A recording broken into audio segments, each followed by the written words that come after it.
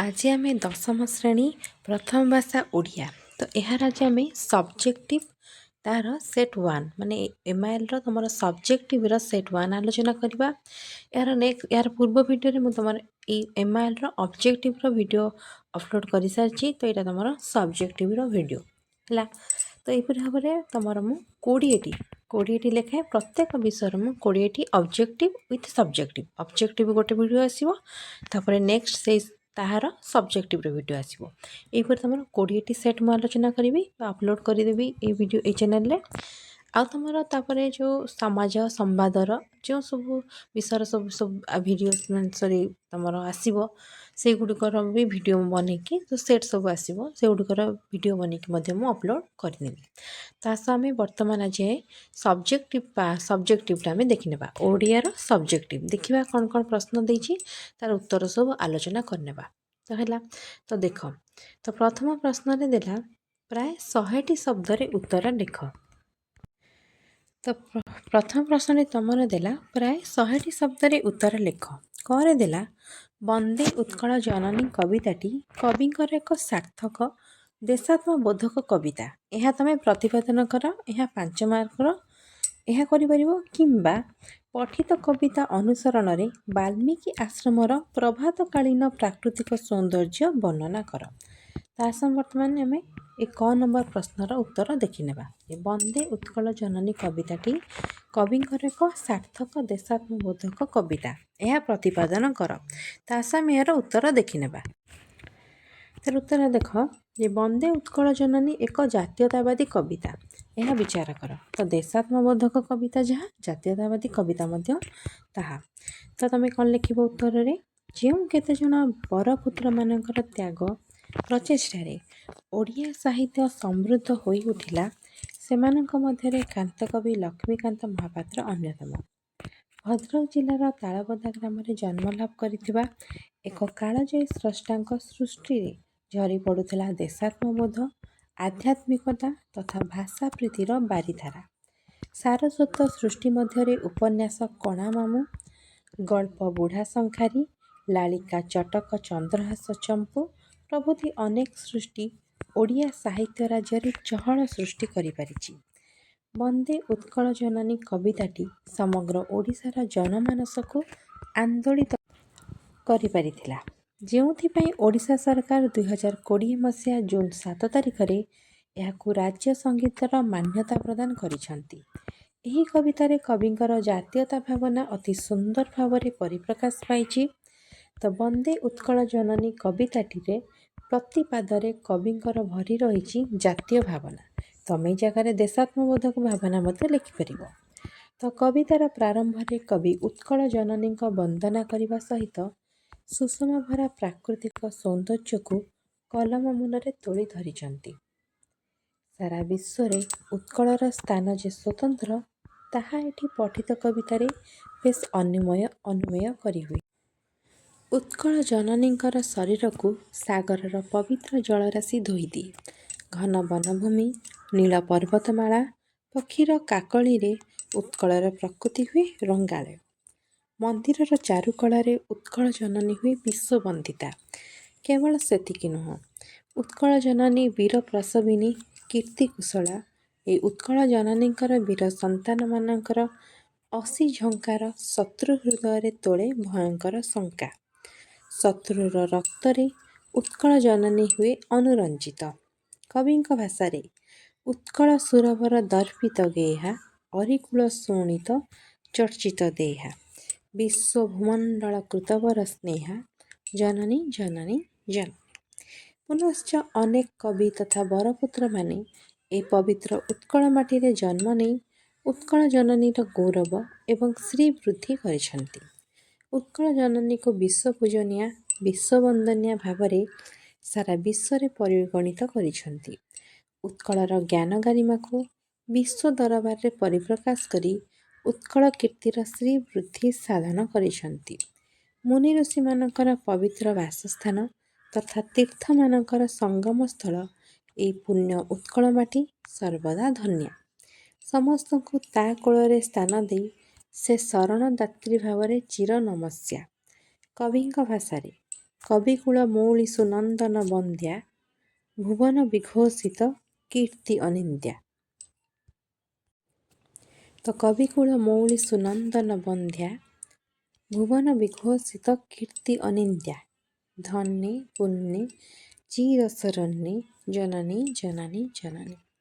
ତ କବିତାର ପ୍ରାରମ୍ଭରୁ ଶେଷ ପର୍ଯ୍ୟନ୍ତ ଉତ୍କଳ ଜନନୀଙ୍କର ଗୌରବ ଗାଥାକୁ ବର୍ଣ୍ଣନା କରି କବି ଦେଶପ୍ରୀତି ତଥା ଜାତୀୟତାବାଦର ପରିଚୟ ଦେଇଛନ୍ତି। ସେଠାରେ କବିଙ୍କର ବର୍ଣ୍ଣନା ଅତ୍ୟନ୍ତ ଚିତ୍ତାକର୍ଷକ ଅଟେ। ତାପରେ ଦେଖିବା ନେକ୍ସଟ ପ୍ରଶ୍ନ। ତାପରେ ପ୍ରଶ୍ନ ଦେଖଦେଲା କିମ୍ବାରେ ଦେଇଛି ଯେ ପଠିତ କବିତା ଅନୁସରଣରେ ବାଲ୍ମୀକି ଆଶ୍ରମର ପ୍ରଭାତକାଳୀନ ପ୍ରାକୃତିକ ସୌନ୍ଦର୍ଯ୍ୟ ବର୍ଣ୍ଣନା କର। ତ ଆସ ଆମେ ଏହାର ଉତ୍ତର ଦେଖିନେବା। ଦେଖ, ମଙ୍ଗଳେ ଅଇଲା ଉଷା କବିତା ଅବଲମ୍ବନରେ ବାଲ୍ମୀକି ଆଶ୍ରମର ପ୍ରାକୃତିକ ଶୋଭା ବର୍ଣ୍ଣନା କର। କିମ୍ବା ତମର ଏଇଟା ପ୍ରଶ୍ନ ଦେଇଥିଲା ଯେ ପଠିତ କବିତା ଅନୁସରଣରେ ବାଲ୍ମୀକି ଆଶ୍ରମର ପ୍ରଭାତକାଳୀନ ପ୍ରାକୃତିକ ସୌନ୍ଦର୍ଯ୍ୟ ବର୍ଣ୍ଣନା କର। ଏହା ତମର ମଙ୍ଗଳେ ଅଇଲା ଉଷା ଏହି ବିଷୟରୁ ଆସିଅଛି। ତ ଉତ୍ତରରେ କ'ଣ ଲେଖିବ? ଉତ୍କଳ ଜନନୀର ଅନନ୍ୟ ବରପୁତ୍ର ଗଙ୍ଗାଧର ମେହେର ଓଡ଼ିଶାର ଜନମାନସରେ ପ୍ରକୃତ କବି ବା ସ୍ୱଭାବ କବି ରୂପରେ ସୁପରିଚିତ। ସେହି ଯୋଗଜନ୍ମା ପ୍ରଜ୍ଞାପୁରୁଷଙ୍କ କବି ମାନସରୁ ଝରି ଆସିଥିବା ତପସ୍ୱିନୀ କାବ୍ୟର ଚତୁର୍ଥ ସର୍ଗରୁ ସଂଗୃହୀତ ମଙ୍ଗଳେ ଅଇଲା ଉଷା ନାମକ କବିତା। ଏଠାରେ କବି ମହର୍ଷି ବାଲ୍ମୀକି ଆଶ୍ରମର ପ୍ରଭାତକାଳୀନ ପ୍ରକୃତି କିପରି ସ୍ୱଚ୍ଛ, ପବିତ୍ର, ଶାନ୍ତିଦାୟକ ତଥା ଆକର୍ଷଣୀୟ ସୌନ୍ଦର୍ଯ୍ୟରେ ଉଦ୍ଭାସିତ ହୋଇ ଉଠେ ତାହା ଉପସ୍ଥାପନା କରିଛନ୍ତି। ପ୍ରଭାତର ଆଗମନରେ ଆଶ୍ରମର ପୂର୍ବ ଦିଗ୍ବଳୟ ଉଷାର ଅରୁଣିମାରେ ଉଦ୍ଭାସିତ ହୋଇ ଉଠି ଲାଲ ରଙ୍ଗର ପାଟବସ୍ତ୍ର ପରିଧାନ କରିଥିବା ଏକ ଯୋଗୀଶ୍ୱରୀଙ୍କର ଆଗମନର ଭ୍ରମ ସୃଷ୍ଟି କରିଛି। ବିକଶିତ କମଳକୂଳ ସେହି ଯୋଗେଶ୍ୱରୀଙ୍କର ନୟନ ପରି ଶୋଭା ପାଉଛି। କୋମଳ ଲତାପତ୍ର ଉପରେ ପଡ଼ିଥିବା ଶିଶିର ବିନ୍ଦୁଗୁଡ଼ିକ ମୁକ୍ତା ପରି ପ୍ରତୀୟମାନ ହେଉଛନ୍ତି। ଚତୁର୍ଦିଗରେ ଫୁଟି ଉଠୁଥିବା କୁସୁମର କାନ୍ତିରେ ଆଶ୍ରମ ପ୍ରଶାନ୍ତ ରୂପ ଧାରଣ କରିଛି। ପ୍ରାତଃକାଳୀନ ମନ୍ଦ ସମୀରର ସଙ୍ଗୀତ ଗାନ ସହ ଭ୍ରମରର ଗୁଣୁ ଗୁଣୁ ସ୍ୱରର ବୀଣାବାଦନ ଉନ୍ମତ୍ତ ସୁରଭିର ନୃତ୍ୟ ପରିବେଷଣରେ ଆଶ୍ରମ ପରିସର ଏକ ରଙ୍ଗମଞ୍ଚ ପରି ଶୋଭା ପାଉଛି ଏବଂ ସେହି ଶୋଭାକୁ ଦ୍ୱିଗୁଣିତର ଆକର୍ଷଣୀୟ କରିଦେଉଛି କୋଇଲିର କୁହୁତାନ ତଥା କୁମ୍ଭାଟୁଆ ଓ କଜଳପାତି ପ୍ରଭୃତି ବିହଙ୍ଗମାନଙ୍କର ପ୍ରାଭାତିକ କାକଳି। ତେଣୁ କବି ଆନନ୍ଦରେ ଗାଇଛନ୍ତି ସମୀର ସଙ୍ଗୀତ ଗାଏ ଭ୍ରମର ବୀଣା ବଜାଏ ସୁରଭି ନର୍ତ୍ତନେ ଥାଏ ଉଷା ନିର୍ଦ୍ଦେଶେ କୁମ୍ଭାଟୁଆ ହୋଇ ଭାଟ ଆରମ୍ଭିଲା ସ୍ତବ୍ଧ ପାଠ କଳିଙ୍ଗ ଆଇଲା ପାଟ ମାଗଧ ବେଶେ। ଆଶ୍ରମର ଏହି ପ୍ରାଭାତିକ କମନୀୟ ପରିବେଶକୁ ଅଧିକ ଆକର୍ଷଣୀୟ ତଥା ଆଧ୍ୟାତ୍ମିକ ଭାବନାରେ ହୃଦୟକୁ ପରିପୂର୍ଣ୍ଣ କରିଦେଇଛି ମୁନି ମୁଖ ନିଃସୃତ ବେଦଧ୍ୱନି ତଥା ପବିତ୍ର ଉଚ୍ଚ ଓଁକାର ନାଦ, ଯାହାକୁ ଶ୍ରବଣ କରି କବିକଣ୍ଠରୁ ଝରି ଆସିଛି ମୁନିମୁଖ ବେଦସ୍ୱନ ପୂର୍ଣ୍ଣ କଲା ଶ୍ୟାମ ବନ ଉଠିଲା ଭେଦି ଗଗନ ଉଞ୍ଚ ଓଁକାର। କବିଙ୍କ ସାରସ୍ୱତ ନେତ୍ରକୁ ଆକୃଷ୍ଟ କରିଛି ରୂପସୀ ତମସାର ତୀର ପ୍ରଦେଶ। ଚତୁର୍ଦିଗରେ ବୃନ୍ତଚ୍ୟୁତ ହୋଇ ସ୍ୱତ ଝରି ପଡ଼ିଥିବା ପୁଷ୍ପ ସମ୍ଭାରର ଶୋଭା ସହ ସୁରଭିତ ଜଳର ସୁବାସ ପରିବେଶକୁ କରିଛି ଆକର୍ଷଣୀୟ। ତମସା ଗର୍ଭରେ ମୀନମାନଙ୍କର କ୍ରୀଡ଼ା ଏବଂ ପ୍ରଦୀପ ପରି ଶୋଭା ପାଉଥିବା ପ୍ରଭାତୀ ତାରାର ପ୍ରତିବିମ୍ବ ଦର୍ଶନରେ କବି ଅଭିଭୂତ ହୋଇ ଗାଇଛନ୍ତି ପ୍ରାଙ୍ଗଣେ କୁସୁମ ବିଞ୍ଚି ସୁବାସିତ ନୀର ସିଞ୍ଚି ମଙ୍ଗଳ ପ୍ରଦୀପ ରଚି ପ୍ରଭାତୀ ତାରା। ଆଶ୍ରମର ପ୍ରଭାତକାଳୀନ ପ୍ରାଣବନ୍ତ ପ୍ରକୃତିର ଶୋଭା କିପରି ହୃଦୟାକର୍ଷଣକାରୀ ତାହା କବିଙ୍କ ଲେଖନୀରୁ ରୂପାୟିତ ହୋଇଛି। ତାପରେ ଦେଖିବା ନେକ୍ସଟ ପ୍ରଶ୍ନ।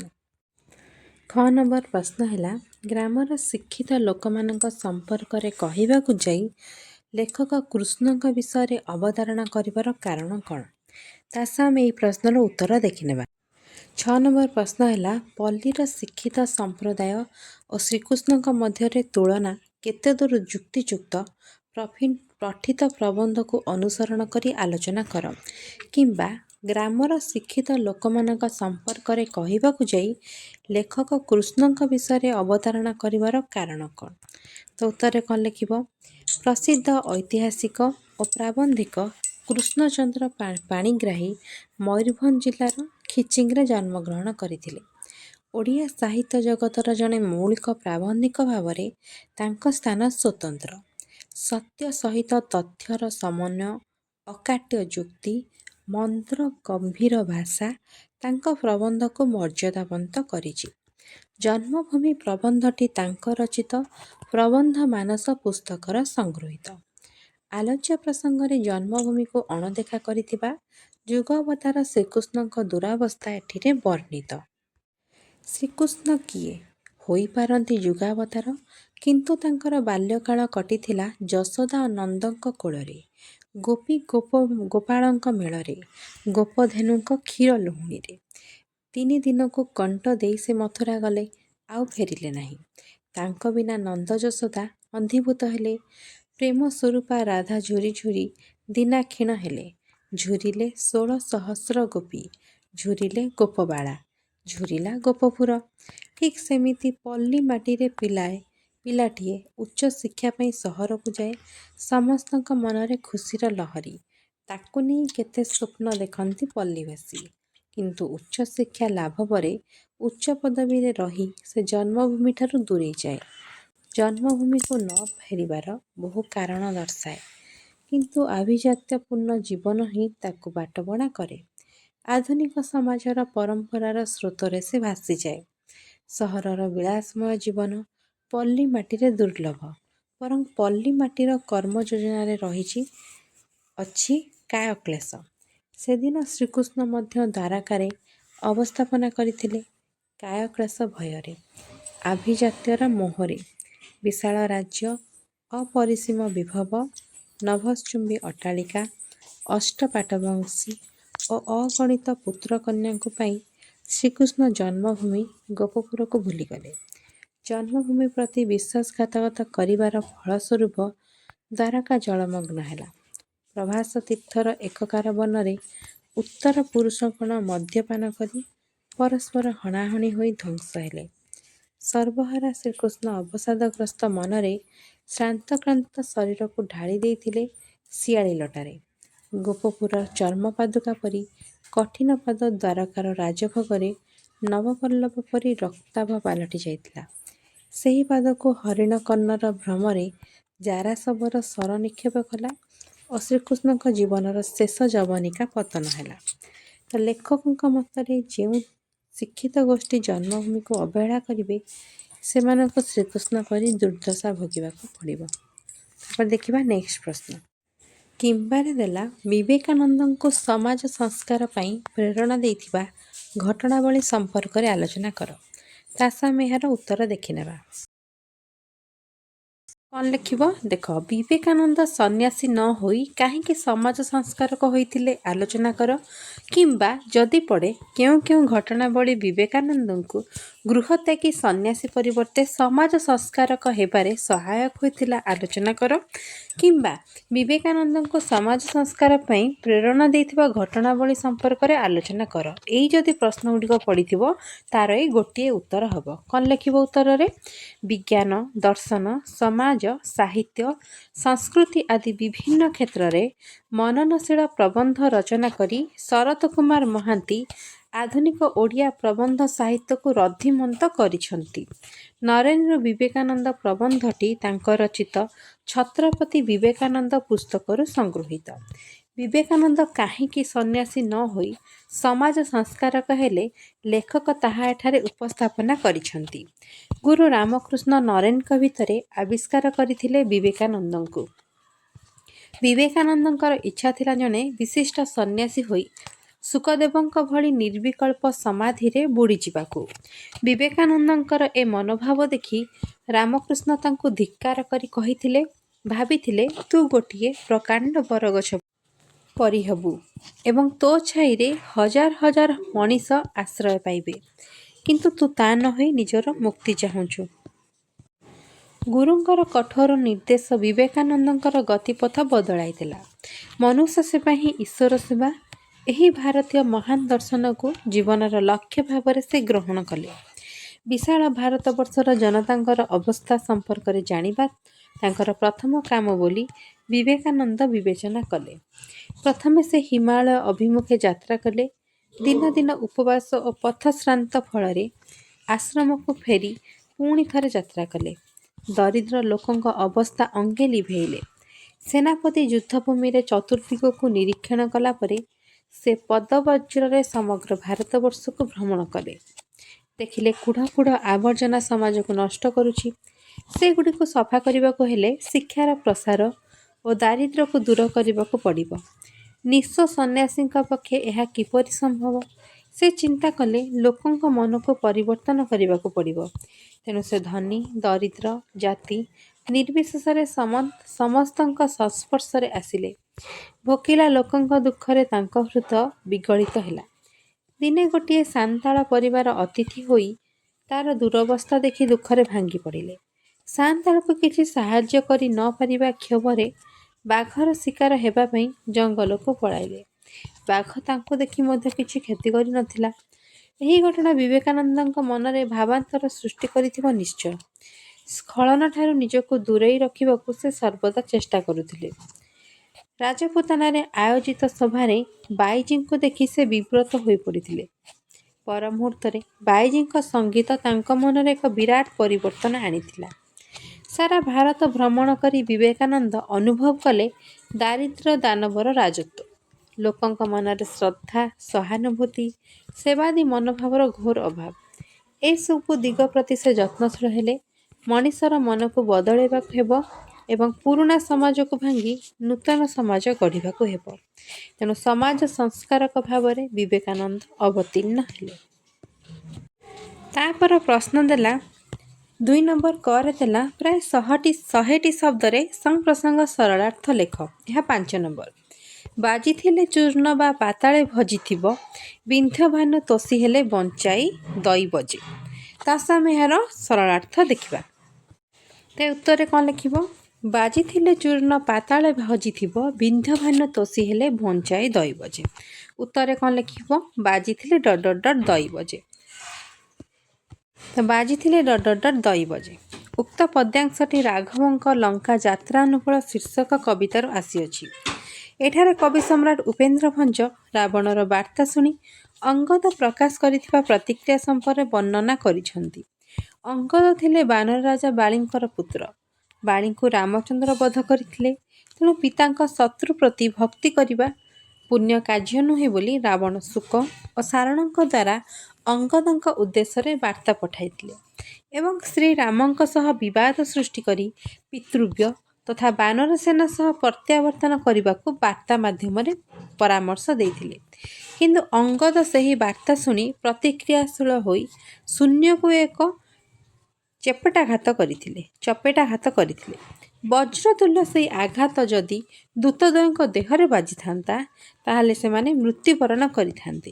ତ ସୂର୍ଯ୍ୟଦେବ ବିନ୍ଧ୍ୟାଞ୍ଚଳକୁ ଅବଲମ୍ବନ କରିଥିବାରୁ ସେହି ଆଘାତ ସେମାନଙ୍କ ଶରୀରରେ ବାଜିନଥିଲା।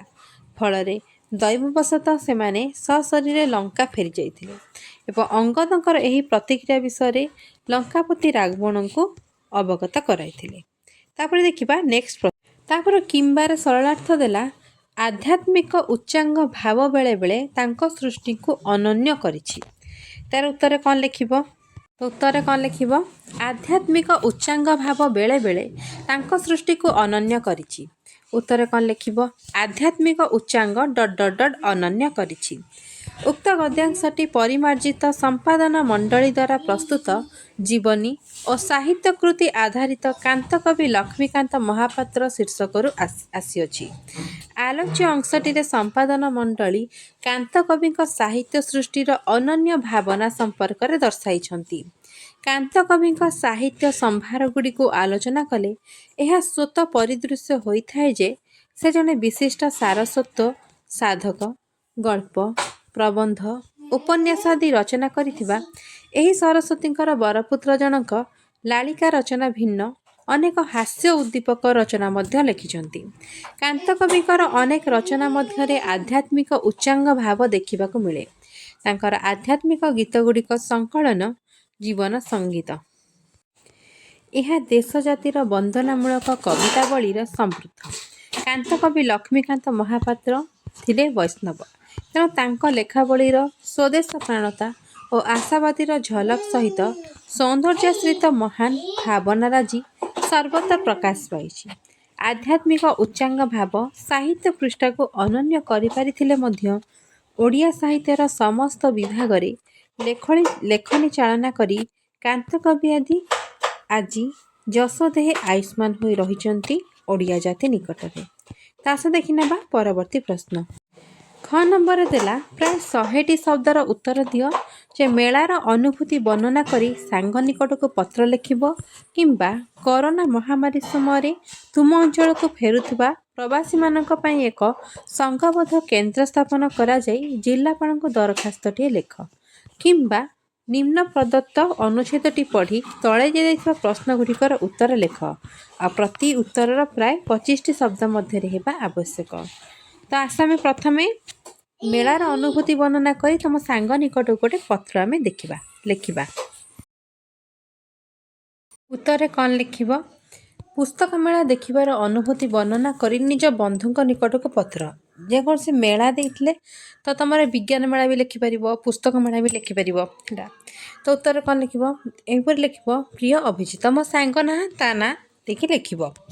ମୋର ଶୁଭେଚ୍ଛା ନେବୁ, ଘରେ ମଉସା ମାଉସୀଙ୍କୁ ପ୍ରଣାମ ଜଣାଇଦେବୁ, ଆଶା ଭଲରେ ଥିବୁ। ଏଇଟା ହେଲା ତମ ଠିକଣା। ଏଇଠି ତମେ ଲେଖିବ ତମ ଠିକଣା ଆଉ ଏଇଠି ତାରିଖ। ଗତ ଡିସେମ୍ବର ମାସର 1 ତାରିଖରୁ 12 ତାରିଖ ଯାଏଁ ଆମ କିଲାପଡ଼ିଆ କଟକରେ ପୁସ୍ତକ ମେଳା ହୋଇଥିଲା। ମୁଁ ମଝିରେ ଦିନେ ରବିବାରରେ ମୋ ବାପା ବୋଉଙ୍କ ସହିତ ପୁସ୍ତକ ମେଳା ବୁଲିବାକୁ ଯାଇଥିଲି। ସେହି ଅନୁଭୂତି ବର୍ଣ୍ଣନା କରି ତୋ ପାଖକୁ ଲେଖୁଛି। ସେଦିନ ରବିବାର ଥିବାରୁ ପୁସ୍ତକ ମେଳା ଦିନ 12ଟାରୁ ଖୋଲିଥିଲା। ଏହା ରାତି 10ଟା ଯାଏଁ ଚାଲିଲା। ମୁଁ ଅପରାହ୍ନ 3ଟା ବେଳେ ପୁସ୍ତକ ମେଳା ଦେଖିବାକୁ ଯାଇଥିଲି। ପ୍ରଦର୍ଶନୀ ପଡ଼ିଆରେ ଏତେ ଗୁଡ଼ିଏ ପୁସ୍ତକ ପ୍ରକାଶକଙ୍କୁ ଗୋଟିଏ ସ୍ଥାନରେ ଦେଖି ମୋର ଆଶ୍ଚର୍ଯ୍ୟର ସୀମା ରହିଲା ନାହିଁ। ପ୍ରାୟ 300 ଷ୍ଟଲ୍ ଖୋଲାଯାଇଥିଲା।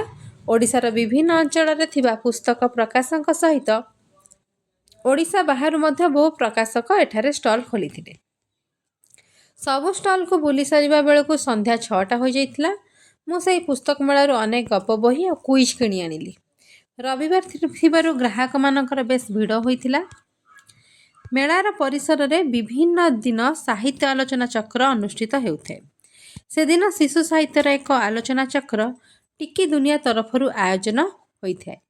ବହୁ ନାମୀ ଦାମୀ ଶିଶୁ ସାହିତ୍ୟଙ୍କୁ ସେଠାରେ ଦେଖିବାକୁ ସୁଯୋଗ ମିଳିଥିଲା। ମେଳାର ପରିସରରେ ବହୁ କବି ଆଉ ଲେଖକଙ୍କୁ ଦେଖିବାର ସୁଯୋଗ ମଧ୍ୟ ମିଳିଥିଲା।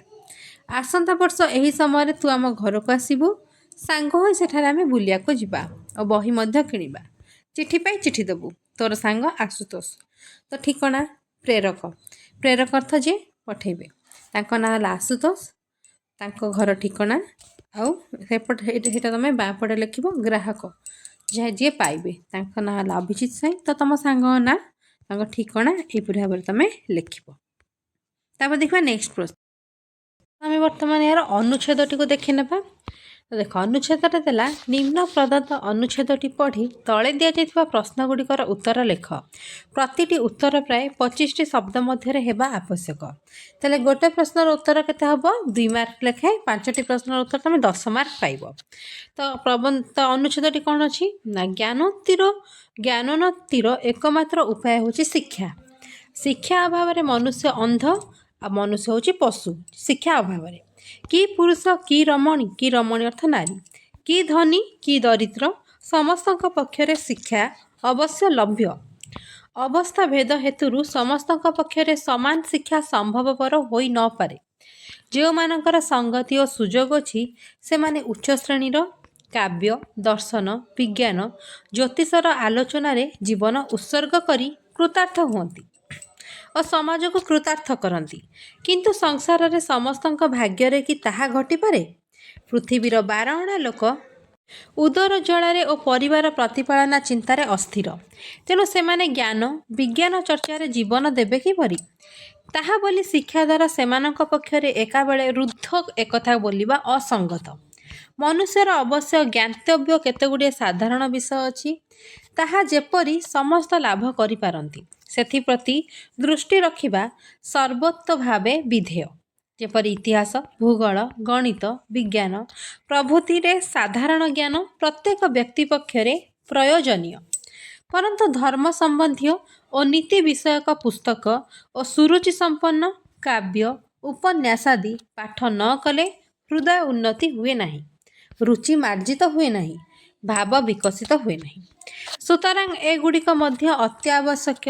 ଜନସାଧାରଣଙ୍କ ପକ୍ଷରେ ଏହା ଯେ ଅସମ୍ଭବ, ଆମ୍ଭେମାନେ ଏହା ବିଶ୍ୱାସ କରି ନ ପାରୁ। ଆଗ୍ରହ ଯତ୍ନ ଓ ସମୟର ନିୟମିତ ବିଭାଗ ଦ୍ୱାରା ସମସ୍ତେ ଏ ଶିକ୍ଷା ଲାଭ କରିପାରନ୍ତି ଓ ଆମରଣ ଉନ୍ନତି ପଥରେ ଅଗ୍ରସର ହୋଇପାରନ୍ତି। ତା ସହ ଆମେ ବର୍ତ୍ତମାନ ଏହାର ପ୍ରଶ୍ନାବଳୀର ଉତ୍ତର ଆଲୋଚନା କରିବା। କରିଦେଲା କେଉଁମାନେ ନିଜକୁ କୃତାର୍ଥ କରନ୍ତି? ତ ଉତ୍ତରରେ କ'ଣ ଲେଖିବ? କେଉଁମାନେ ନିଜକୁ କୃତାର୍ଥ କରନ୍ତି? ଦେଖ ଏଇଠି ଅଛି କୃତାର୍ଥ କେଉଁଠି ଅଛି? ଯେଉଁମାନଙ୍କର ସଙ୍ଗତି ଓ ସୁଯୋଗ ଅଛି ସେମାନେ ଉଚ୍ଚ ଶ୍ରେଣୀର କାବ୍ୟ ଦର୍ଶନ ବିଜ୍ଞାନ ଜ୍ୟୋତିଷର ଆଲୋଚନାରେ ଜୀବନ ଉତ୍ସର୍ଗ କରି କୃତାର୍ଥ ହୁଅନ୍ତି। ତାପରେ ଦେଖିବା ତାପରେ ପ୍ରଶ୍ନ କ'ଣ ଦେଲା?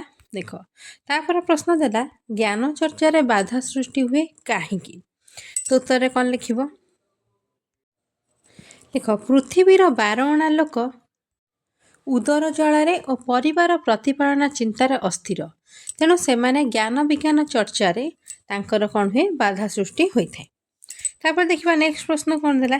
ତାପରେ ପ୍ରଶ୍ନ ଦେଲା କେଉଁ ବିଷୟରେ ସାଧାରଣ ଜ୍ଞାନ ପ୍ରୟୋଜନୀୟ? ତ ଉତ୍ତରରେ କ'ଣ ଲେଖିବ? ଇତିହାସ ଭୂଗୋଳ ଗଣିତ ବିଜ୍ଞାନ ପ୍ରଭୃତିରେ ସାଧାରଣ ଜ୍ଞାନ ପ୍ରତ୍ୟେକ ବ୍ୟକ୍ତି ପକ୍ଷରେ ପ୍ରୟୋଜନୀୟ। ତାପରେ ପ୍ରଶ୍ନ ଦେଲା କାହା ଦ୍ୱାରା ଭାବ ବିକଶିତ ହୁଏ? ତ ଉତ୍ତରରେ କ'ଣ ଲେଖିବ? ଧର୍ମ ସମ୍ବନ୍ଧୀୟ ଓ ନୀତି ବିଷୟକ ପୁସ୍ତକ ସୁରୁଚି ସମ୍ପନ୍ନ କାବ୍ୟ ଉପନ୍ୟାସାଦି ପାଠ କଲେ ହୃଦୟ ଉନ୍ନତି ହୁଏ, ତା ସହିତ ମାର୍ଜିତ ହୁଏ ଆଉ ଭାବ ବିକଶିତ ହୁଏ। ଏହାଦ୍ୱାରା ଭାବ ବିକଶିତ ହୁଏ ଧର୍ମ ସମ୍ବନ୍ଧୀୟ ନୀତି ବିଷୟକ ପୁସ୍ତକ ସୁରୁଚି ସମ୍ପନ୍ନ କାବ୍ୟ ଉପନ୍ୟାସାଦି ପାଠ କଲେ ହୃଦୟ ଉନ୍ନତ ହୁଏ ଆଉ ଭାବ ବିକଶିତ ହୁଏ। ତାପରେ ପ୍ରଶ୍ନ କ'ଣ ଦେଲା? ଜନସାଧାରଣ ଉନ୍ନତି ପଥରେ ଅଗ୍ରସର ହେବେ କିପରି? ତ ଦେଖ ଜନସାଧାରଣ ଉନ୍ନତି ପଥରେ ଅଗ୍ରସର ହେବେ କିପରି? ତ ଏହାର ଉତ୍ତରରେ କ'ଣ ଲେଖିବ?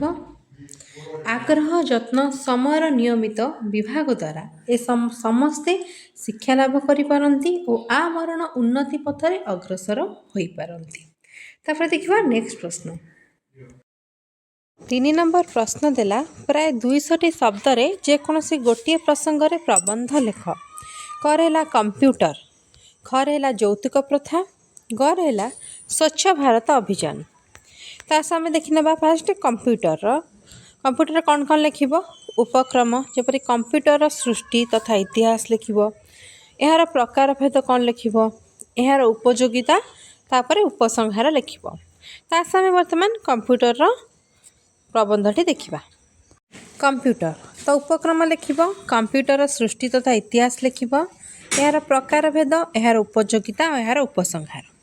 ତ ମାନବକୁ ଅତଳ ଗଭୀର ବାରିଧି ସମ୍ପର୍କରେ ଅନନ୍ତ ଅସୀମ ଗଗନ ସମ୍ପର୍କରେ ତଥା ବିଶ୍ୱବକ୍ଷରେ ଅନାବିଷ୍କୃତ ପରିସର ନିର୍ଣ୍ଣୟରେ ଯେଉଁ ବିଜ୍ଞାନ କ୍ଷମତା ପ୍ରାପ୍ତ କରାଇଛି ତାହା ମୂଳରେ ନିହିତ ଯାନ୍ତ୍ରିକ ଅବଦାନର ଉପାଦାନ ମଧ୍ୟରେ କମ୍ପ୍ୟୁଟର ଅନ୍ୟତମ।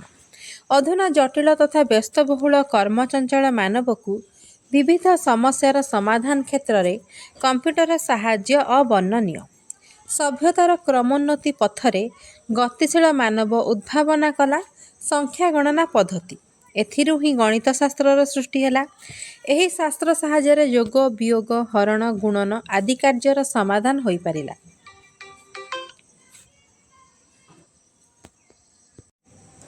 ଅବଶ୍ୟ ଏଥିପାଇଁ ଖ୍ରୀଷ୍ଟପୂର୍ବ 5ମ ଶତାବ୍ଦୀରେ ଆବାକସ୍ ନାମକ ଏକ ଗଣନା ଯନ୍ତ୍ର ଆବିଷ୍କୃତ ହେଲା। ଖ୍ରୀଷ୍ଟାବ୍ଦ 1614ରେ ବିଶ୍ୱ ଇତିହାସରେ ଗଣିତ ଶାସ୍ତ୍ରର ଉନ୍ନତି କ୍ଷେତ୍ରରେ ଗଣିତଜ୍ଞ ନେପିୟରଙ୍କ ଅବଦାନ ଯୋଗୁଁ ଲଗାରିଦିମ୍ ଉଦ୍ଭାବନ ହେଲା। ପରେ ପରେ ସପ୍ତଦଶ ଶତାବ୍ଦୀରେ ସାଇଡ୍ ରୁଲ୍ ନାମକ ଗଣନ ଯନ୍ତ୍ରର ଉଦ୍ଭାବନ ଗଣନ କାର୍ଯ୍ୟକୁ ସହଜ ଓ ଫଳପ୍ରଦ କରାଇ ପାରିଲା। ଏହାପରେ ଚାର୍ଲ୍ସ ବାବେଜ୍ ନାମକ ଜଣେ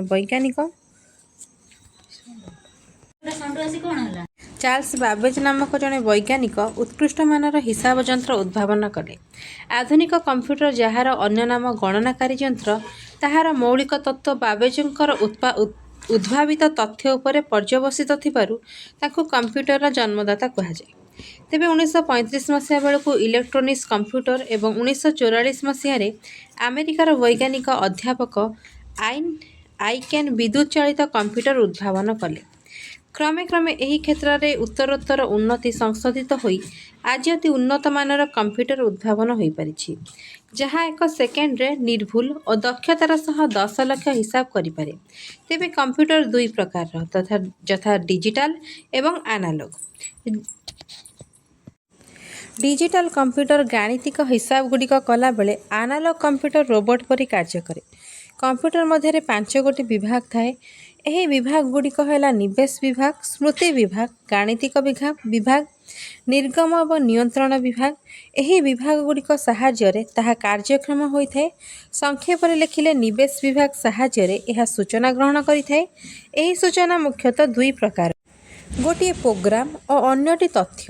ନିୟନ୍ତ୍ରଣ ବିଭାଗ ହିଁ ସୂଚନାଗୁଡ଼ିକୁ ନିବେଶ ବିଭାଗରୁ ସ୍ମୃତି ବିଭାଗକୁ ଏବଂ ଦରକାର ପଡ଼ିଲେ ଏହା ଗାଣିତିକ ବିଭାଗକୁ ଆବଶ୍ୟକ ତଥ୍ୟ ଯୋଗାଇଥାଏ। ସେଠାରେ ସମସ୍ତ ହିସାବ ତୁଳନା ସମ୍ପୂର୍ଣ୍ଣ ହେବା ପରେ ଉତ୍ତରଗୁଡ଼ିକ ସ୍ମୃତି ବିଭାଗରେ ମହଜୁଦ ରଖାଯାଏ ଏବଂ ନିର୍ଗମ ବିଭାଗ ସାହାଯ୍ୟରେ ଉତ୍ତରଗୁଡ଼ିକ ବ୍ୟବହାରକାରୀ ସମ୍ମୁଖରେ କମ୍ପ୍ୟୁଟର ପରଦା ଉପରେ ପ୍ରଦର୍ଶିତ ହୁଏ। କମ୍ପ୍ୟୁଟରରେ ମାତ୍ର 2ଟି ଅଙ୍କ ଥାଏ, ଯଥା 0 ଓ 1। ଏହା କମ୍ପ୍ୟୁଟର ଭାଷା ଭାବରେ ଗୃହୀତ। ସମସ୍ତ କାର୍ଯ୍ୟ ସମ୍ପାଦନ ପାଇଁ ବିଦ୍ୟୁତ ପ୍ରବାହ ହିଁ ଆଧାର ଭାବେ କାର୍ଯ୍ୟ କରେ। କମ୍ପ୍ୟୁଟରର ଅନ୍ୟ ରୂପଟି ହେଉଛି ରୋବୋଟ ବା ଯନ୍ତ୍ରମାନବ। ଜଣେ ମନୁଷ୍ୟ ପରି ଏହା ଭୃତ୍ୟର କାର୍ଯ୍ୟଠାରୁ ଆରମ୍ଭ କରି ମୁନିବର କାର୍ଯ୍ୟ କରୁଛି, ଅର୍ଥାତ୍ କେତେବେଳେ ଡାକ୍ତର ହୋଇ ଚିକିତ୍ସା କରିବା, ସୈନିକ ପରି ଯୁଦ୍ଧ ପରିଚାଳନା କରିବା, ଯୋଦ୍ଧା ପରି ଅର୍ଥବ୍ୟୟକୁ ସୁରକ୍ଷା ଦେବା ତଥା ସମସ୍ତ ଅସାଧ୍ୟ କାର୍ଯ୍ୟକୁ ସମ୍ପନ୍ନ କରିପାରୁଛି। ବର୍ତ୍ତମାନର ଯୁଗ ହିଁ କମ୍ପ୍ୟୁଟର ଯୁଗ ନାମରେ ନାମିତ।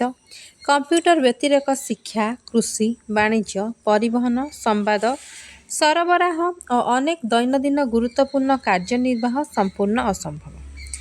ଅଭ୍ରାନ୍ତ ଭାବରେ ରୋଗ ନିରୂପଣ କରି ସଫଳ ଚିକିତ୍ସାରେ ସାହାଯ୍ୟ କରି ମନୁଷ୍ୟକୁ ଏହା ଆରୋଗ୍ୟ ପ୍ରଦାନ କରିପାରୁଥିବାରୁ ଏହାର ଅବଦାନ ମାନବ ସଭ୍ୟତା ପ୍ରତି ଅବିସ୍ମରଣୀୟ।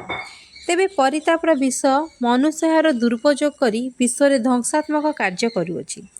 ଆଜି ସନ୍ତ୍ରାସବାଦଠାରୁ ଆରମ୍ଭ କରି ନକ୍ସଲ ଆନ୍ଦୋଳନ ପର୍ଯ୍ୟନ୍ତ ସମସ୍ତ ହିଂସାତ୍ମକ କାର୍ଯ୍ୟ ନିର୍ଦ୍ଧାରିତ ସ୍ଥାନରେ ନିର୍ଦ୍ଦେଶାନୁମୁତାବକ କମ୍ପ୍ୟୁଟର ସାହାଯ୍ୟରେ କରାଯାଇ ପାରୁଛି।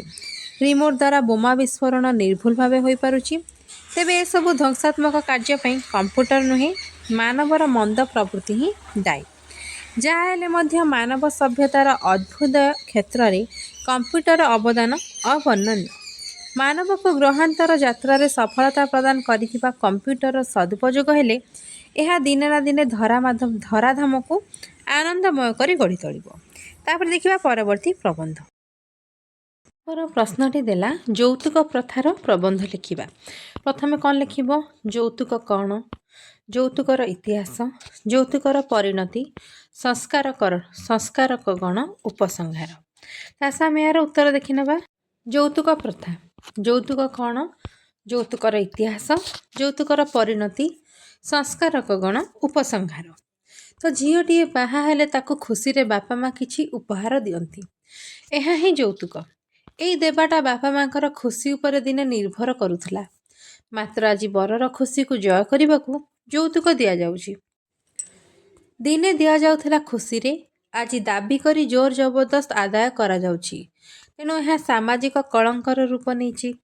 ଯୌତୁକର ଇତିହାସ ଖୁବ୍ ପୁରୁଣା। ଘରର ସମ୍ପତ୍ତିରେ ପୁଅର ଅଧିକାର ସ୍ୱୀକୃତି ହେବାରୁ ଏହାର ଆରମ୍ଭ। ଝିଅ ବାହା ହେବା, ପର ଘରକୁ ଯିବା ପର୍ବରେ ଦିନେ ପରିବାର ବିଚାରୁଥିଲା ଯେ ନୂଆ ପରିବେଶରେ ଚଳିବାକୁ ତାର ଏକ ଆର୍ଥିକ ଶକ୍ତି ଦରକାର। ତେଣୁ ଯୌତୁକର ଜନ୍ମ। ହିନ୍ଦୁ ଶାସ୍ତ୍ର ପୁରାଣରେ ଯୌତୁକର ବର୍ଣ୍ଣନା ଅଛି। ଏ ଧାରା 16ଶ ଶତକ ଯାଏଁ ପ୍ରାୟ ନିର୍ବିଘ୍ନରେ ଚଳି ଆସିଲା। ଏହାର ଏକମାତ୍ର କାରଣ, ସେ ଯାଏଁ ଭାରତୀୟ ସଂସ୍କୃତିରେ ବୋହୂକୁ କୁଳଲକ୍ଷ୍ମୀ ଅଝିଅକୁ ଦୁହିତା ବା ଦୁଇ କୂଳକୁ ହିତା ବୋଲି ଧରାଯାଉଥିଲା। ପୁଣି ବୋହୂ ଆଣିଲେ ଘର ପୁରେନି କି ଝିଅ ନେଲେ ଧନ ସରେନି। ଜନବାଣୀରେ ଦକ୍ଷତାର କ୍ଷମତା ଓ ଗ୍ରହିତାର ନିର୍ଲୋଭତାର ସୂଚନା ଥିଲା ଯେ ବୋହୂ ଆଣିଲେ ଘର ପୁରେନି କି ଝିଅ ନେଲେ ଧନ ସରେନି।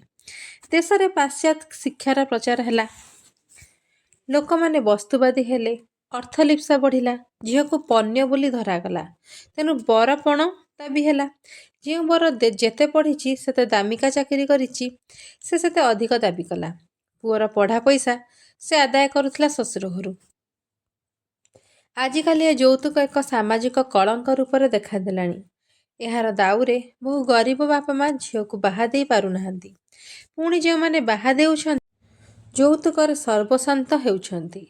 ଦୁଃଖର କଥା, ଯୌତୁକ ଦେବାରେ ଖିଲାପ କଲେ ବୋହୂକୁ ଶାଶୁ ଘରେ ନିର୍ଯାତନା ସହିବାକୁ ହେଉଛି। ଏଭଳି କି ବହୁ କ୍ଷେତ୍ରରେ ବୋହୂମାନଙ୍କୁ ପୋଡ଼ି ଦିଆଯାଉଛି। ଖବରକାଗଜ ସ୍ତମ୍ଭରେ ଏଭଳି ଅନେକ ନାରକୀୟ ଘଟଣାର ସମ୍ବାଦ ପ୍ରକାଶ ପାଉଛି। ତେଣୁ ଝିଅ ଜନ୍ମକୁ ପରିବାରରେ ଅଭିଶାପ ବୋଲି ଧରାଯାଉଛି। କେତେକ କ୍ଷେତ୍ରରେ ଶିଶୁକନ୍ୟାକୁ ମାରି ଦିଆଯାଉଛି, ନହେଲେ ସଡ଼କ କଡ଼ରେ ଫିଙ୍ଗି ଦିଆଯାଉଛି। ପୃଥିବୀରେ ପୁରୁଷ ଓ ସ୍ତ୍ରୀ ଉଭୟ ସ୍ରଷ୍ଟାର ସନ୍ତାନ। ଉଭୟ ସଂସାର ଓ ସମାଜ ପାଇଁ ପ୍ରୟୋଜନ। ନାରୀ ତ ପୁଣି ଆମର ମା। ଯୌତୁକ ଦାବି ତେଣୁ ମାତୃଜାତି ପ୍ରତି ଅପମାନ। ଏଥିରେ ବର କିଣା ହୋଇଯାଏ, ସେ ଭିକାରୀ ହୋଇଯାଏ। ତେଣୁ ଭାରତ ସରକାର ଏହାକୁ ଏକ ଧର୍ତ୍ତବ୍ୟ ଅପରାଧ ବୋଲି ଗ୍ରହଣ କରିଛନ୍ତି। ଯୌତୁକ ଦେବା ଓ ନେବା ଉଭୟ ଅପରାଧ। ନିୟମ ବା ଆଇନ ତା ବାଟରେ ଅଛି, ମାତ୍ର ଯୌତୁକ ସବୁରି ଆଖିରେ ବାଣ ଫୁଟାଇ ବାଜା ବଜେଇ ଚାଲିଛି। ଏହାର ପ୍ରତିଶୋଧ ପାଇଁ ରାଜା ରାମମୋହନ ରାୟ, ଗୌରୀଶଙ୍କର ରାୟ, ସ୍ୱାମୀ ଦୟାନନ୍ଦ ସରସ୍ୱତୀ ପ୍ରମୁଖ ମହାତ୍ମାମାନେ ଡାକରା ଦେଇଥିଲେ।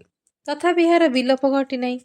ଜାଗ୍ରତ ତରୁଣ ସମାଜ ଏ ସାମାଜିକ କଳଙ୍କକୁ ଧୋଇ ଦେଇ ପାରିବ। ସେମାନେ ଶପଥ ନେବେ ଯେ ଯୌତୁକ ନେବେ ନାହିଁ। ଲାଲ ବାହାଦୁର ଶାସ୍ତ୍ରୀ ବାଧ୍ୟ କରିବା ହେତୁ ଗୋଟିଏ ସୂତାଖିଅ ଯୌତୁକ ଭାବେ ଗ୍ରହଣ କରିଥିଲେ। ଅପରପକ୍ଷରେ ଝିଅମାନଙ୍କୁ ଶିକ୍ଷା ଦେଇ ଉପାର୍ଜନକ୍ଷମ କରିପାରିଲେ ବିବାହ ସେମାନଙ୍କ ପାଇଁ ଅପରିହାର୍ଯ୍ୟ ହେବ ନାହିଁ। କାରଣ ନିଜ ଆୟରେ ସେମାନେ ସ୍ୱାବଲମ୍ବୀ ହୋଇପାରିବେ। ସର୍ବୋପରି ଏକ ଦୃଢ଼ ଜାଗ୍ରତ ପ୍ରଶାସନ ରହିଲେ ଆଇନ ଲଙ୍ଘନକୁ ସହଜରେ ରୋକାଯାଇ ପାରନ୍ତା। ଆଶା କରାଯାଏ ଆମ ଦେଶରେ ଜାଗ୍ରତ ତରୁଣ ନୂଆ ସମାଜ ଗଢ଼ିବାରେ ଆକାଂକ୍ଷାରେ ଯୌତୁକ କଳଙ୍କକୁ ପୋଛିଦେବ।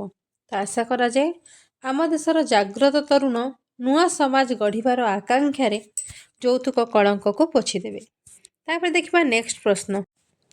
ତାପରେ ପ୍ରଶ୍ନ ଦେଲା ସ୍ୱଚ୍ଛ ଭାରତ ଅଭିଯାନ ଉପକ୍ରମ, ଉଦ୍ଦେଶ୍ୟ, ଜନସଚେତନା ଓ ବିଭିନ୍ନ କାର୍ଯ୍ୟକ୍ରମ ଆଉ ଉପସଂହାର। ତା ସହ ଆମେ ଏହାର ଉତ୍ତର ଦେଖିନେବା। ଏଇଟା ତୁମର ଶେଷ ପ୍ରଶ୍ନ, ଆଉ ଏଇ ସେଟ୍ର ତୁମ ଶେଷ ଉତ୍ତର ମଧ୍ୟ ମୁଁ ଏଇଟା କହିଦେବି। ନେକ୍ସଟ ଭିଡ଼ିଓରେ ଆମେ ଅନ୍ୟ ଏକ ସେଟ୍ ଆଲୋଚନା କରିବା। ତା ସହ ଆମେ ଏହାର ଉତ୍ତର ଦେଖିନେବା। ସ୍ୱଚ୍ଛ ଭାରତ ଗଠନ ଉପକ୍ରମ, ଆବଶ୍ୟକତା, ଗ୍ରହଣୀୟ ପଦକ୍ଷେପ, ଉପସଂହାର। ଯାହା ନାହିଁ ଭାରତେ ତାହା ନାହିଁ ମରତେ। ସୁଜଳା ସୁଫଳା ଶସ୍ୟ ଶ୍ୟାମଳା ପୁଣ୍ୟପୀଠ ଭାରତବର୍ଷର ସୌନ୍ଦର୍ଯ୍ୟ ଅବର୍ଣ୍ଣନୀୟ। ଶୋଭାମୟୀ ଭାରତବର୍ଷର ପ୍ରକୃତ ରାଣୀ ପ୍ରତ୍ୟେକ ରସଗ୍ରାହୀ ସୌନ୍ଦର୍ଯ୍ୟ ପିପାସୁ ପ୍ରାଣକୁ କରେ ପ୍ରଲୁବ୍ଧ, ପର୍ଯ୍ୟଟକମାନଙ୍କୁ କରେ ଆକର୍ଷିତ। ତେଣୁ ଏ ସୁଷମାମୟ ଚିତ୍ରରେ ଚିତ୍ରିତ ହୋଇଥିବା ଭାରତବର୍ଷକୁ ସ୍ୱଚ୍ଛ ଓ ନିର୍ମଳ ରଖିବା ଆମ ସମସ୍ତଙ୍କର କର୍ତ୍ତବ୍ୟ। ଭାରତବର୍ଷର ଏକ ସୁଯୋଗ୍ୟତମ ସନ୍ତାନ ହେଉଛନ୍ତି ଜାତିର ପିତା ମହାତ୍ମା ଗାନ୍ଧୀ। ଗାନ୍ଧୀ ଥିଲେ ସ୍ୱଚ୍ଛତା ପ୍ରେମୀ। ଏହି ସୌନ୍ଦର୍ଯ୍ୟମୟୀ ଭାରତବର୍ଷକୁ ଆବର୍ଜନା ମୁକ୍ତ କରି ସେ ଏକ ସ୍ୱଚ୍ଛ ଭାରତ ଗଠନ କରିବାର ଲକ୍ଷ୍ୟ ରଖିଥିଲେ। ସେ ମୌଳିକ ଶିକ୍ଷାରେ ଗ୍ରାମ ସଫାଇ ଓ ସ୍ୱଚ୍ଛତାକୁ ଏକ ମୁଖ୍ୟ କାର୍ଯ୍ୟ ଭାବରେ ସ୍ଥାନିତ କରିଥିଲେ। ତାଙ୍କ ମତରେ ରାଷ୍ଟ୍ରର ବିକାଶ ଏହାର ପରିବେଶର ସ୍ୱଚ୍ଛତା ଉପରେ ନିର୍ଭର କରେ। ସ୍ୱଚ୍ଛ ପରିବେଶ ଦ୍ୱାରା ସୁସ୍ଥ ମାନସିକତା ତିଆରି ହୋଇଥାଏ। ସୁସ୍ଥ ମାନସିକତା ରାଷ୍ଟ୍ରର ସାମାଜିକ, ରାଜନୈତିକ, ଅର୍ଥନୈତିକ, ପାରିବେଶିକ ଜୀବନକୁ ସୁସଂହତ ଏବଂ ସମୃଦ୍ଧ କରିଥାଏ। ତେଣୁ ଭାରତବର୍ଷକୁ ଏକ ସମୃଦ୍ଧ ରାଷ୍ଟ୍ର ଭାବରେ ଗଢ଼ି ତୋଳିବାକୁ ହେଲେ ତା'ର ପରିବେଶକୁ ସ୍ୱଚ୍ଛ କରିବାର ଆବଶ୍ୟକତା ରହିଛି। ଗାଁ ଠାରୁ ସହର ପର୍ଯ୍ୟନ୍ତ କୁଢ଼ କୁଢ଼ ଅଳିଆ ଆବର୍ଜନା ଅସ୍ୱାସ୍ଥ୍ୟକର ପରିବେଶକୁ ସୃଷ୍ଟି କରିଥାଏ। ରାସ୍ତା କଡ଼ରେ ମଳମୂତ୍ର, ପ୍ଲାଷ୍ଟିକ ବସ୍ତୁ ପରିବେଶକୁ ନଷ୍ଟ କରିଥାଏ। ପର୍ଯ୍ୟଟନ ସ୍ଥଳରେ ଅପରିଷ୍କାର ପରିବେଶ ଆମର ଭାବମୂର୍ତ୍ତିକୁ ମଳିନ କରିଦେଇଥାଏ। ଏସବୁ ଦେଶ ପ୍ରଗତିରେ ପ୍ରତିବନ୍ଧକ ସାଜିଥାଏ। ତେଣୁ ଭାରତକୁ ସ୍ୱଚ୍ଛ ଆଉ ନିର୍ମଳ କରି ଗଢ଼ି ତୋଳିବା ପ୍ରତ୍ୟେକ ଭାରତୀୟ ନାଗରିକଙ୍କର କର୍ତ୍ତବ୍ୟ ଅଟେ। ସ୍ୱଚ୍ଛ ପରିବେଶ ସ୍ୱଚ୍ଛ ଭାବନା ଦେଶ ପ୍ରଗତିର ଦିଏ ସୂଚନା। ଏକଥା ହୃଦୟଙ୍ଗମ କରି ମହାତ୍ମା ଗାନ୍ଧୀ ସ୍ୱଚ୍ଛ ଭାରତ ଗଠନର ପରିକଳ୍ପନା କରିଥିଲେ। ବିଭିନ୍ନ ଅଞ୍ଚଳରେ ସଫେଇ କାର୍ଯ୍ୟକ୍ରମରେ ନିଜେ ଅଂଶଗ୍ରହଣ କରି ସ୍ୱଚ୍ଛତା ପ୍ରତି ଧ୍ୟାନ ଦେଇଥିଲେ। ସାରା ଭାରତକୁ ଆବର୍ଜନା ମୁକ୍ତ କରି ଏକ ସ୍ୱଚ୍ଛ ଭାରତ ଗଠନ କରିବା ଗାନ୍ଧିଜୀଙ୍କର ଏହି ମହତ ଉଦ୍ଦେଶ୍ୟକୁ ଆଗେଇ ନେବା ପାଇଁ ପ୍ରଧାନମନ୍ତ୍ରୀ ଶ୍ରୀ ନରେନ୍ଦ୍ର ମୋଦି 2014 ଅକ୍ଟୋବର 2 ତାରିଖ ଦିନ ସ୍ୱଚ୍ଛ ଭାରତ ଅଭିଯାନ କାର୍ଯ୍ୟକ୍ରମ ଆରମ୍ଭ କରିଥିଲେ। 2014 ମସିହା ଅକ୍ଟୋବର 2 ତାରିଖ ଗାନ୍ଧିଜୀଙ୍କ ଜନ୍ମଦିନ ପାଳନ ଅବସରରେ ମୋଦି କହିଥିଲେ, ଯଦି 125 କୋଟି ଭାରତୀୟ ନିଜ ଘର ପରିବେଶକୁ ସ୍ୱଚ୍ଛ ରଖିବାର ସଂକଳ୍ପ ନେବେ, ତେବେ 2019 ମସିହା ଅର୍ଥାତ୍ ଗାନ୍ଧିଜୀଙ୍କର 150ତମ ଜନ୍ମଦିନ ଦିବସ ପର୍ଯ୍ୟନ୍ତ ସାରା ଭାରତ ସ୍ୱଚ୍ଛ ହୋଇପାରିବ।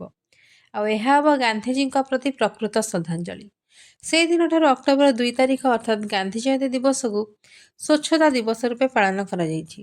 ଭାରତକୁ ସ୍ୱଚ୍ଛ ରଖିବା ପାଇଁ ବିଭିନ୍ନ ପଦକ୍ଷେପ ଗ୍ରହଣ କରାଯାଇଛି। ଗାଁଠାରୁ ସହର ପର୍ଯ୍ୟନ୍ତ ସବୁଠାରେ ସଫେଇ କାର୍ଯ୍ୟକ୍ରମ କରାଯିବା ଆବଶ୍ୟକ। ଘରେ ଘରେ ପାଇଖାନା ବ୍ୟବହାର ଅନିବାର୍ଯ୍ୟ। ବର୍ଜ୍ୟବସ୍ତୁର ପୁନଃଚକ୍ରଣ କରାଯାଉଛି। ଏହାଦ୍ୱାରା ବର୍ଜ୍ୟବସ୍ତୁ ଗୁଡ଼ିକ ପରିବେଶରେ ଏଣେତେଣେ ନ ଫିଙ୍ଗି ତାହା ସଂଗ୍ରହ କରାଯାଉଛି, ଯାହାଫଳରେ ପରିବେଶ ସ୍ୱଚ୍ଛ ରହିପାରିବ। ସ୍ୱଚ୍ଛ ଭାରତ ଗଠନ କାର୍ଯ୍ୟକ୍ରମରେ ସରକାରୀ ବେସରକାରୀ ଅନୁଷ୍ଠାନଗୁଡ଼ିକ ସାମିଲ କରାଯିବା ଉଚିତ। ସ୍ୱଚ୍ଛ ଭାରତ ଗଠନକୁ ସଫଳ କରିବା ପାଇଁ ବିଭିନ୍ନ ଗଣମାଧ୍ୟମ ଯଥା ରେଡ଼ିଓ, ଦୂରଦର୍ଶନ, ଇଣ୍ଟରନେଟ୍ ମାଧ୍ୟମରେ ଜନସଚେତନତା କରାଇବାର ବ୍ୟବସ୍ଥା କରାଯିବା ଉଚିତ।